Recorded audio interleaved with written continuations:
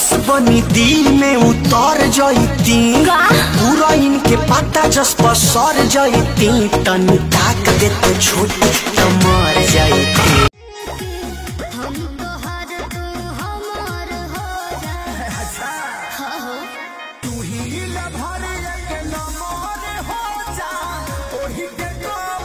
ओरचन के संगे घाटी आजादो जी के लाठी बार बार ना मिले, ऐसन का पकड़ लो ना। तो कवलो सन लगावे लुबे हो पड़ोसन की सोसन परलू ना बहुत खूबे फगुनी बया दिया देहिया तू रतबा देवारी जब खूबसूरत भरता।